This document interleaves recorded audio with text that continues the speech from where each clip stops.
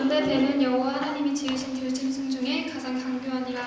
뱀이 여자에게 물어 이르되 하나님이 참으로 너희에게 동산 모든 나무의 열매를 먹지 말라 하시더냐. 여자가 뱀에게 말하되 동산 나무의 열매를 우리가 먹을 수 있으나 동상 주화에 있는 나무의 열매는 하나님의 말씀에 너희는 먹지도 말고 만지지도 말라 너희가 죽을까 하노라 하셨느니라. 뱀이 여자에게 이르되 너희가 결코 죽지 아니하리라. 너희가 그것을 먹는 날에는 너희 눈이 밝아져 하나님과 같이 되어 선악을 알 줄 하나님이 아심이니라. 여자가 그 나무를 본즉 먹음직도 하고 모함직도 하고 지혜롭게 할 만큼 탐스럽게도 한 나무인지라. 여자가 그 열매를 따먹고 자기와 함께 있는 남편에게 조심해 그도 먹은지라. 이에 그들의 눈이 밝아져 자기들이 벗은 줄을 알고 그와 나무의 물을 먹고 성심하여 사는더라. 아멘.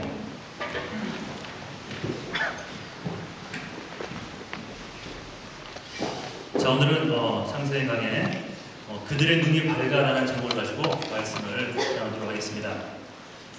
여러분 혹시 그 샬롬이란 말 많이 들어봤나요? 샬롬. 예. 옆에 분하고 인사 나누고 있어요. 그 샬롬의 뜻이 평화란 뜻이잖아요. 샬롬하고 이스라엘 백성은 진짜로 인사를 합니다. 한번 나눠보세요. 예, 발음을 너무 세게 하면 이상한 말이 되거든요.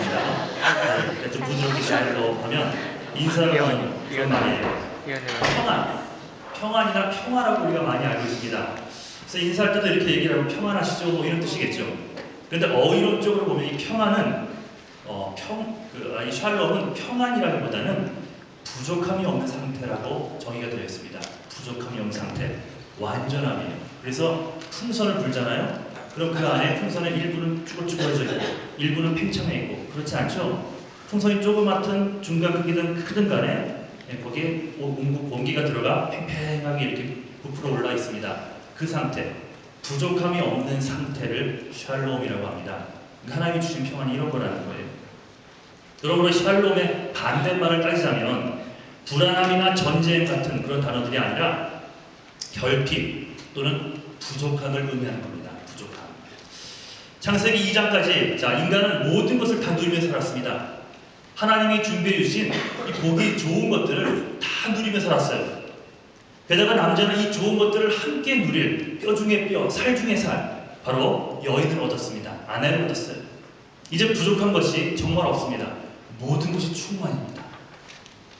이들은 샬롬, 즉 부족함이 없는 완전함을 누린 이 땅의 유일한 두 명입니다. 유일한 두 명이, 이 두 명만이 모든 걸 다 누렸던 사람이에요.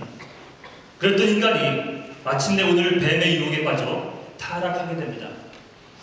오늘은 타락한 인간에 대해 이야기를 하는데 이 모습은 바로 오늘날의 우리의 모습과 똑같습니다. 그래서 그런 마음을 갖고 한번 나눠보겠습니다. 자, 태초의 인간들은 옷을 입었을까요? 안 입었을까요?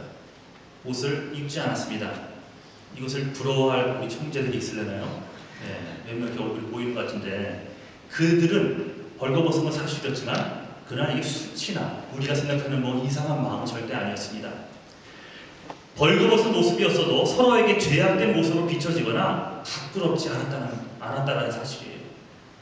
벌거벗은 모습은 창조 모습 그대로입니다. 하나님이 인간에게 허락하신 최초의 모습은 바로 이 벌거벗은 모습이었어요.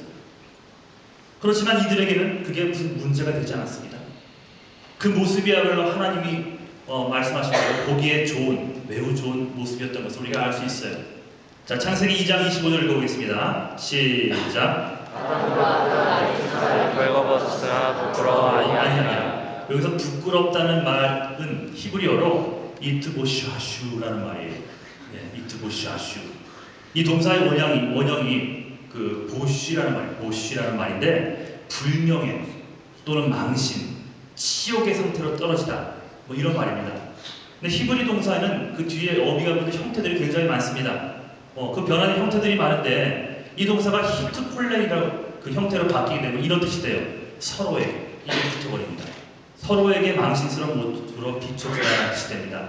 그러므로 본문을 직역하자면 두 사람이 벌거벗었지만 서로에게 아무런 망신거리로 여겨지지 않았다라고 됩니다. 예, 그러니 이 말이 한 의도가 있어요.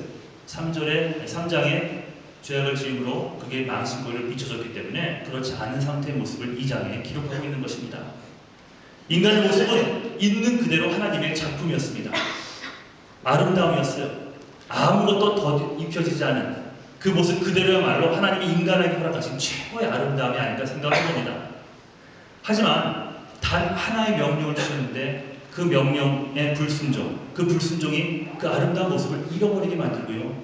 지금 우리가 그런 아무것도 걸치지 않은 모습을 생각하면 음란하고 좀 원치 않은 그런 모습들, 그런 생각들이 나잖아요. 그런 것과는 전혀 다른 그런 생각이 이제는 지금의 우리의 생각들로 변해가기 시작했다는 것입니다. 오히려 부끄럽고 수치스러운 상태가 된 것입니다.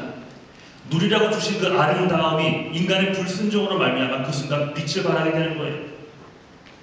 인간은 결국 그 귀한 복들을 얼마 누리지 못하고 모두 잃어버리게 됩니다. 자, 창세기 3장 7절 시작. 이에 그들의 눈이 밝아 자기들이 본 것인 줄 알고 무화과 나무에 불렸고 치마를 하였더라. 자, 본문에 나오는 이 밝아라는 말이죠. 이에 그들의 눈이 밝아졌다라는 표현을 씁니다. 이 밝아는 이 본 뜻이 열렸다라는 뜻입니다. 열렸다. 일반적으로 눈이 밝아졌다는 그런 말은 듣기에 좋은 말입니다. 그러니까 뭐 나쁜 말이 아니잖아요.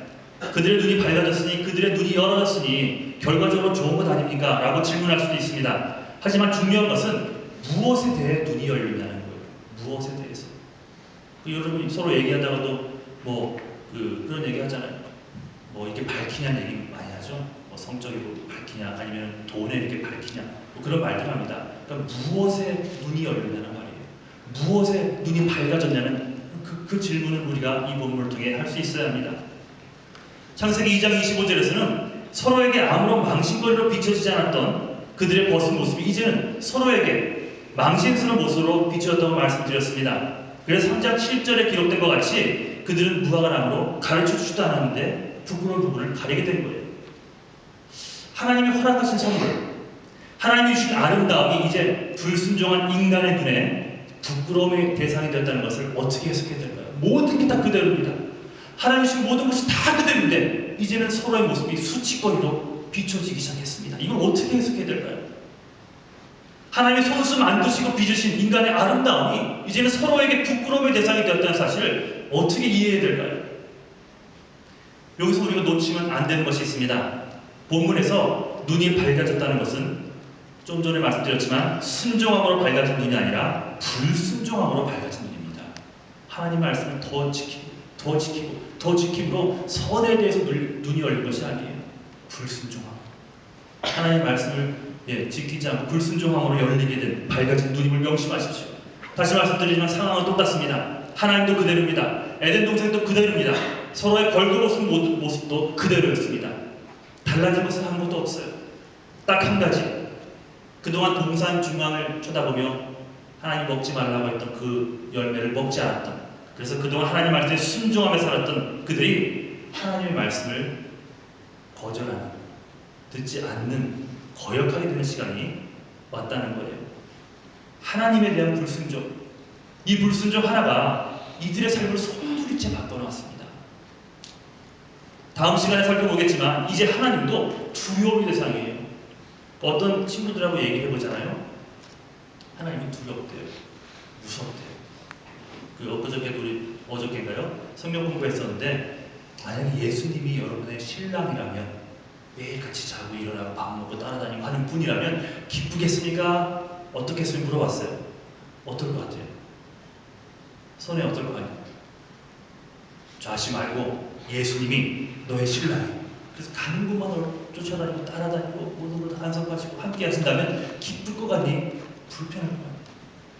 솔직히 불편할 것 같지 않아요, 여러분? 불편할 것 같아요. 인간의 죄악된 성품이 너무 많기 때문에 그 불편한 일이라고.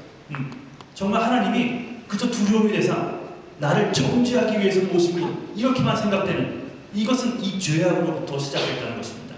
사랑의 대상이고 그냥 가면 안길 수 있어도 하나님 아버지께서 이제는 두려움의 대상이 되어버렸어요. 그리고 그 두려움 때문에 하나님이 누리라고 주신 것들이 여전히 있었지만 이제 못 누리게 됩니다.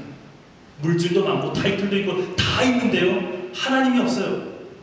그러니 뭔가 누릴 수 있는 것 같은데 누리지 못하는 그런 상태. 똑같은 거예요. 그 두려움 때문에 하나님이 누리라고 주신 모든 것들이 이제 더 이상 그들 눈에 들어오지 않게 되었다는 겁니다. 자, 그럼 다시 한번 물을까요? 무엇에 대해 눈이 열렸다고요? 순종함으로 누릴 수 있는 영원히 뜨인 것이 아니라 성과 악에 대해 눈이 뜨인 것입니다. 이들에게는 더 이상 아름다움을 바라볼 수 있는 눈이 있지 않습니다. 환경은 그대로였지만 그들의 눈은 더 이상 그 아름다움을 누릴 수 없게 되었습니다. 하나님에 대해서 열려야 될 그 눈이 다름 아닌 죄악, 하나님 그토록 싫어하시고 혐오하시는 죄악에 대해서 열렸기 때문이에요. 그렇습니다. 불순종의 결과 그들의 눈은 성과 악에 대해서 눈이 열리기 시작한 것입니다. 선하신 하나님을, 그 하나님만을 바라보며 감사하며 살아야 할 인간에게 이제 하나님 외에 다른 것들이 보이기 시작합니다. 하나님 외에 다른 것들이 눈에 보이기 시작하는 거예요. 바로 하나님이 그토록 싫어하시는 이 죄악에 대한 눈이 열렸다는 사실은 하나님의 가슴에 못을 박는 행위였습니다. 이것이 인류의 비극의 시작이고 오늘날 우리들의 모습이기도 합니다. 자, 선과 악을 알게 하는 나무를 먹는 순간 그들은 죽는다고 하신 하나님의 말씀 기억하시죠? 자, 한번 읽어보겠습니다. 2장 17절 시작. 선악을 알게 하는 나무의 실과는 먹지 말라. 네가 먹는 날에는 정령 죽으리라 하시니라. 자, 그런데 선악과를 먹고도 그들은 죽지 않았습니다. 그럼 이 말은 뭘까요? 하나님이 협박하려고 거짓말하신 건가요? 자, 로마서 5장 12절 한번 읽어보겠습니다. 시작. 이러므로 한 사람으로 말미암아 죄가 세상에 들어오고 죄로 말미암아 사망이 왔나니 이와 같이 모든 사람이 죄를 지었으므로 사망이 모든 사람에게 이르렀느니라. 자, 아담으로 인해 죄가 세상에 들어오게 되었고 그 죄로 말미암아 사망이라는 것이 들어왔다고 기록합니다. 여기서의 죽음은 여러분 영원한 죽음입니다. 지난주에도 말씀을 드렸지만 목숨에 다함만을 죽음이라고 성경은 얘기하지 않습니다. 큰 오산이에요. 죽어서 끝이라면 이 교회에서 제일 먼저 보따리에서 도망갈 사람은 누구겠습니까? 김유현 사모가 저겠죠. 예, 죽음은 끝이라면, 천국이 없다면, 영원한 생명이 없다면 도망가야죠. 왜 이 자리에 있습니까? 여러분도 마찬가지고요. 그렇게 생각하면 큰 오산이라는 거예요. 모든 영혼들에게는 영원한 생명, 영원한 죽음이 있습니다. 다시는 기회도 또 용서도 없는 지옥에서의 영원한 삶이 불순종한 사람들을 향해 기다리고 있습니다. 이걸 알아야 돼요. 정령 죽으리라는 창세기 2장의 말씀은 바로 영원한 죽음, 영원한 고통을 의미한다고 말씀을 드렸습니다. 이렇게 죄를 알게 되고 짓게 된 순간 인간은 이미 하나님 떠나게 된 거예요. 자, 로마서 3장 23절. 자, 시작. 죄를 범하였음에 하나님의 영광이 이르지 못하였더니. 자, 하나님이 함께 했기에 에덴 동산의 삶은 행복일 수 있었습니다. 에덴 동산 자체가 복이 여러분 아니라는 사실입니다. 그 에덴 동산보다 더 큰 분이 하나님이세요. 그 동산을 만드신 하나님이 그들과 함께 했기 때문에 이들은 샬롬이라는 걸 누릴 수 있었어요. 정말 평안, 부족함이 없는 상태. 하나님이 동행했기에 그들은 부족함이 없는 그 삶을 유지할 수 있었습니다. 하지만 이제 불순종으로 인해 악을 알게 되므로 그들은 하나님의 영광에 이룰 수 없게 된 겁니다. 하나님과 함께 할 수 없게 됐어요. 그러니까 여러분, 물질적으로, 관계적으로, 타이틀도 많고 여러 가지 것들, 인간적인 성공들, 좋은 대학 가고 좋은 잡을 얻는 이런 모든 것들 가운데서도 예수님만 싹 빠져 있으면 그건 평안이 아니라는 거예요. 아셔야 됩니다. 하지만 반대로 아무것도 가지지 못한 것 같고 나보다 정말 비교 대상도 안 되는 그런 사람들이라 할지라도 그 가운데 예수의 생명이 있다면 여러분들은 그 사람들과 못한 사람일 수 있다는 거예요. 하나님이 함께 하시기에, 예수님이 함께 하시기에 그것이 정말 평안이고 복이라는 사실. 자, 요한복음 9장 31절. 자, 시작. 하나님이 죄인을 듣지 아니하시고 경건하여 그의 뜻대로 행하는 자는 들으시는 줄을 우리가 아나이다. 하나님이 죄를 듣지 아니하신다고 말씀합니다. 자, 그 다음에 시편 66편 18절 시작. 내가 마음에 죄악을 품으며 주께서 듣지 아니하시리다. 자, 문제는 죄악이에요. 스펙이 아니에요. 외모가 아니에요, 여러분. 다른 것도 성공도 아니에요, 여러분. 문제는 죄악입니다. 해결하지 못하는 그런 죄악, 교만함, 마음속의 모든 범죄들, 그런 모든 것들이 하나님께 아무리 울며 기도해도 듣지 못하게 만드는 거예요. 하나님은 죄악이 있는 곳에는 절대 함께하지 못하십니다. 그래서 회개는 너무 중요합니다. 회개. 기도 드릴 때 무조건 어저께 잘못했던 10년 전에 잘못했던 이런 것들 이미 회개했다고 그것은 또 할 필요는 없습니다.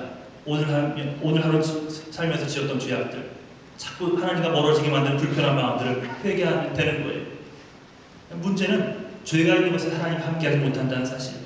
이것이야말로 인간이 경험할 수 있는 최고의 불행 아니겠습니까? 마태복음에 보면 아기 예수가 태어나기 전 천사가 아기의 이름을 처음에는 예수라고 하고 마지막에 떠나기 직전에 임마누엘이라는 이름을 두 개를 줍니다. 예수는 메시아라는 뜻이 구원자라는 뜻이고요. 임마누엘이라는 이름을 또 주십니다. 즉 예수의 또 다른 이름이 임마누엘이에요. 그 이름 속에 예수께서 왜 이 땅에 오셨구나 라는 것을 알게 됩니다. 임마누엘은 우리와 함께 하시는 하나님이라는 뜻입니다. 우리와 함께 하시는 하나님. 즉 예수 그리스도는 우리와 함께 하시기 위해 이 땅에 오셨다는, 여러분과 함께 하게 오셨다는 거예요. 어떤 순간에도 내 주변에 있는 내가 믿었던 사람들마저도 나를 오해하고 떠나는 그런 순간이 와도 떠나지 않는 함께 하시는 예수님, 함께 하시기 위해 오셨고 지금도 함께 하시고 앞으로도 함께 하실 그 예수님이란 뜻입니다. 그러므로 인간이 누릴 수 있는 최고의 복은요, 예수님과 동행하는 겁니다. 그렇다면 하나님과 함께하지 못하는 삶, 하나님이 없는 삶이야말로 인간이 경험할 수 있는 최고의 불행입니다. 이제 인간은 큰일이 났습니다. 이제 인간은 끝났습니다. 인간의 죄악으로 인해 거룩하신 하나님과 함께 있으려고 아무리 노력을 해도 이제는 함께할 수가 없습니다. 절망입니다. 이제 서로의 모습도 수치스럽게 보여지기 시작했고 스스로 지은 죄가 있어서 하나님은 뭐라 하지도 않았는데 스스로 도망을 갑니다. 하나님이 더 이상 달려가 안길 수 있는 대상이 아니라 두려움의 대상이 되어버립니다. 이제 아담과 하와에게 샬롬이라는 단어는 더 이상 없습니다. 죄가 그렇게 만든 거예요. 부족함이 없던 세상은 이미 옛 이야기가 되어버렸습니다. 자, 그렇다면 인간은 이제 끝났다는 것을 얘기하는 겁니까? 본문이? 그렇지 않다는 거예요. 인간이 진실로 이제는 죽음의 삶을 영원히 살아야 할 것이다 라고 선포하는 부분입니까? 아니라는 거예요. 성경은 단호하게 아니라고 외치면서 정녕 죽게 된 인간이었지만 하나님은 이 인간들을 위해서 길을 열어주십니다. 자, 로마서 8장 2절 3절 시작. 이는 그리스도 예수 안에 생명의 성령의 법이 죄와 사망의 법에서 너를 해방하였음이니라. 율법이 육신으로 말미암아 연약하여 할 수 없는 그것을 하나님은 하시나니 곧 죄를 위하여 자기 아들을 죄 있는 육신의 모양으로 보내어 육신의 죄를 정하사. 그래서 여러분, 기독교는 생명입니다. 여러분이 다른 종교 사람들하고 싸울 필요 없어요. 뭐 불교니 유교니 싸우지 마십시오. 그들도 전도의 대상이라면 여러분 이 기독교 교리 잣대를 들이대고 이거야 하고 할 필요는 없습니다. 그냥 들어주고요. 말이 안 통하니까 위에서 기도해 주십시오. 그럼 길은 열립니다. 그때 순간이면 또 복음을 그때 전하면 되는 거예요. 중요한 건 서로 싸워서 이기고 하는 것들이 아니란 사실입니다. 왜? 기독교는 살리는, 그러니까 종교라는 말을 쓰기 싫지만 굳이 종교라는 말을 쓰자면 이 기독교는 살리는 종교지 죽이는 종교가 아니라는 거예요. 생명. 이 기독교는 생명이 있다는 사실입니다. 누구를 통해? 예수를 통해. 인간이 할 수 없는 그것을 하나님이 하셨다고 얘기합니다. 죄를 접하여 알게 된 이상 모든 인간들, 우리는 우리를 유혹하는 죄에서 멀어질 수 없게 되었다는 사실이에요. 이제 그 죄의 삭은 사망뿐입니다. 하지만 하나님은 다시 말씀드리자면 육신의 힘으로는, 능력으로는, 우리 자신의 힘으로는 할 수 없는 그 구원을 친히 이루어 주셨습니다. 그 역사가 바로 예수님을 통해 이루어졌기 때문에 여러분, 하나님을 믿는 거 중요합니다. 하지만 예수 그리스도를 전하는 게 중요한 거예요. 하나님의 완전한 희생으로 우리에게 구원이라는 선물이 주어졌습니다. 이제 우리가 죄에서 해방되었다고 성경은 선포하고 있습니다. 정녕 죽을 수밖에 없었던 인간이 이제 하나님께 돌아갈 수 있는 길이 생긴 거예요. 누구에든지. 하지만 그 구원은 믿는 자만 받습니다. 예수를 주로 고백하는 자만 받는 거예요. 옛날에 어느 소년 한 명이 아주 정성스럽게 배를 만들었습니다. 옛날 어렸을 때 저도 이제 그 병정들, 군인들 조그마하게 붙이고 하고 그 진열해 놓고 뭐 건담까지는 아니더라도 그렇게 조립식 같은 게 있었어요. 근데 이 소년이 배를 너무 사랑해서 배를 만들었는데 너무너무 정성껏 잘 만들었습니다. 너무나 아끼면서 아까워하면서 이렇게 만들었어요. 완성한 후에 얼마나 그 배를 소중히 여겼든지 말을 합니다. 너는 내 거야. 내가 만들었으니까. 너무너무 좋아하는 거예요.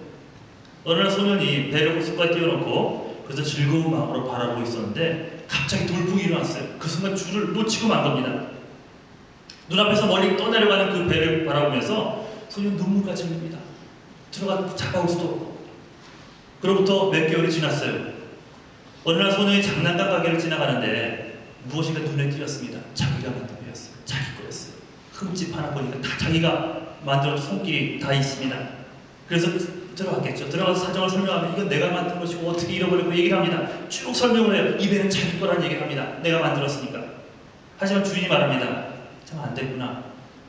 네 사정은 딱하지만 이건 이제는 내 거야. 네가 갖고 싶으면 돈을 가지고 사거라. 어쩔 수 없잖아요.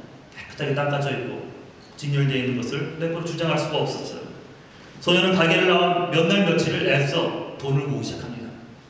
정말 힘들게 돈을 마련해서 그 가게로 다시 갑니다. 다행히도 그 배가 그냥 있습니다. 그리고 그동안 모아온 돈을 주인이 내놓았습니다. 돈이 충분했어요. 그 배를 가슴에 안은 이 소년이 미소와 함께 얼굴이 밝아졌고 스스로 또 이렇게 얘기를 합니다. 너는 내 거야. 넌 2번 내 거야. 내가 너를 만들었기에 넌 내 거고 지금은 내가 너를 샀기 때문에 내 거야. 예수님이 지금 이 말씀을 여러분에게 하십니다. 여러분을 만들었기에 여러분은 다 하나님 겁니다. 근데 죄악 때문에 우리가 스스로 떠났습니다. 이제는 길을 열어주면서 예수를 믿고 돌아온 자들에게 또 말씀하십니다. 나는 너를 만들었기에 너희는 내 거고 내가 죄의 대가를 지고 십자가 대신 죽음으로 그 대가를 치렀기 때문에 그러므로 너를 샀기 때문에 너희는 내 거야 하고 똑같이 말씀하는 그 이야기를 통해서 그 예수님의 마음을 발견하게 됩니다. 하나님이 여러분을 만들었기에 하나님 것이고 불순종으로 인해 죄의 노예에 살아가던 우리를 외면할 수 있었지만 친히 그 길을 열어주시고 우리에게 다가오셔서 그 길을 제시해 주시고 예를 들면 재영이 같은 경우가 그런 경우겠죠. 교회를 다녔지만 이곳에 사실 복음을 듣게 되고 고백하게 되고 고백해서 세례까지 받게 되는 이런 일련의 과정들을 통해서 그 마음을 받았을 거예요. 만들었으면 내 거지만 만들었게 내 거지만 하지만 죄로 인해 멀어졌던 그 삶을 청소하고 다시 돌아왔을 때 내가 너를 샀기 때문에 내 거야 라는 말을 재영이가 듣지 않았을까. 여러분도 마찬가지고요. 복음은 다른 것이 아닙니다. 기쁜 소식, 이 복음 기쁜 소식이라는 건 다른 게 아니에요. 죄로 인해 하나님을 잃어버리고 우리가 가지고 있던 뭔가를 잃어버리기 때문에 그것 때문에 하나님이 그거에 대한 해결자로 오신 것이 아닙니다. 죄로 인해 하나님을 잃어버린 생명을 잃어버린 우리들이 독생자 예수 그리스도를 믿음으로 말미암아 우리의 하나님 아버지와의 관계가 회복된 것, 그분과 다시 동행할 수 있게 된 것, 이것보다 더 큰 복음은 없다는 것입니다. 그래서 이거를 나누고 싶은 거예요. 찬이가 알겠지? 무슨 말인지. 네. 찬이를 제가 너무 사랑합니다. 근데 아직 이제 찬이가 착하긴 한데 아직 예수님이 안 믿어지는 거 없어요. 이렇게 나와 있지만 어렴풋이 하나님을 알지만 아직 모르는 거예요. 그래서 졸업하기 전에 제가 농담반 진담반을 계속해서 성경 공부를 하자 합니다. 일단은 제가 확답을 받아놨습니다. 모르겠어요. 다음 또 학기 때 어떻게 적할지 모르겠지만 여기서 만약 못 배우게 되더라도 여러분이 여기서 배웠던 그 사랑을 알고 다른 곳에 가서라도 복음을 접해서 예수를 알게 된다면 또 우리의 산돌인 것 같습니다. 이것만큼 더 큰 복은 없다는 거예요. 이것만큼 더 기쁜 소식은 없다는 거예요. 자, 이제 적어도 예수를 믿는 여러분, 이제 우리는 예수 그리스도를 통해 다시 회복이 되었습니다. 그것이 바로 순종입니다. 그래서 말씀을 매일 읽으라는 말, 큐티 이런 얘기들을 하는 거예요. 예수를 믿는다고 했을 때요. 아브라함 모를 수 있을까요? 모를 수 있습니다. 다윗이 누군지 모를 수 있을까요? 있습니다. 누군가를 복음을 전하러 갔어요. 근데 그 친구는 어릴 때 성경을 학교에서 종교학교에서 공부를 한 친구예요. 성경을 꿰고 있어요. 예수를 믿어 했더니 얘기하다가 아브라함 얘기를 하는데 복음을 전하러 내가 아브라함이 누군데? 아니 예수를 전하러 왔는데 아브라함이 누군데라고 물어봅니다. 얼마나 한심하겠어요. 예수를 잘 모르는 사람도요. 아브라함 다윗은 압니다. 여러분 성경 읽으라는 거예요. 자꾸 지식을 쌓아야 됩니다. 자꾸 지식을 쌓아서 그들에게 복음을 전하고 나눌 수 있어야 돼요. 그러니까 이 복음을 전하는 데 있어서 또 우리의 영의 또 함양을 위해서 순종의 말씀이라는 게 필요한데 그 말씀이 주어지면 우리가 순종을 해야 됩니다. 하나님이 그걸 원하시는 거예요. 말씀에 대한 순종.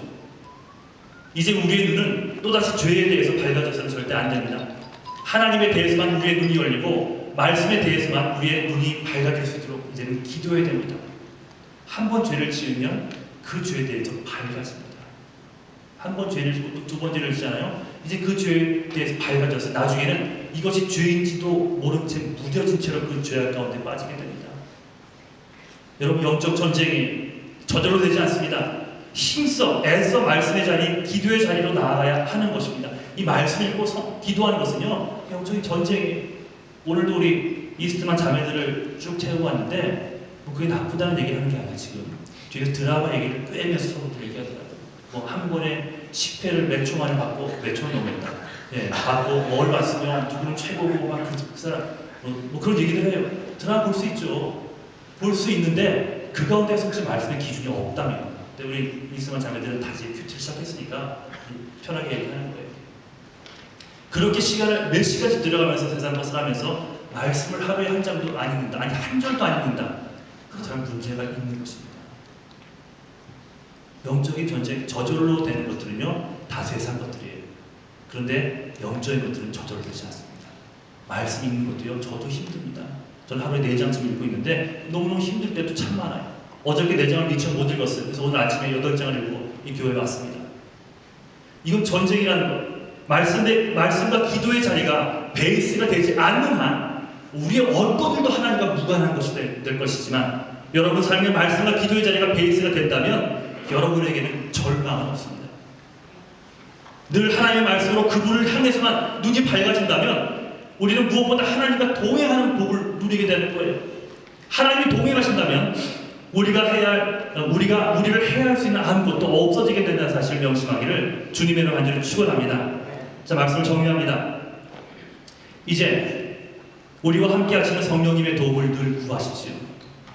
세상 것들, 죄악과 쾌락에 대해 눈이 밝아지는 것이 아니라, 또 죄악에 대해 자꾸 눈이 열리는 것이 아니라, 오직 우리 주 예수 그리스도, 그분과 그분의 말씀을 향해서만 우리의 눈이 밝아지길 원한다고 늘 고백하며 그 자리로 나갈 수 있는 여러분 되시기를 주님의 이름으로 간절히 축원합니다.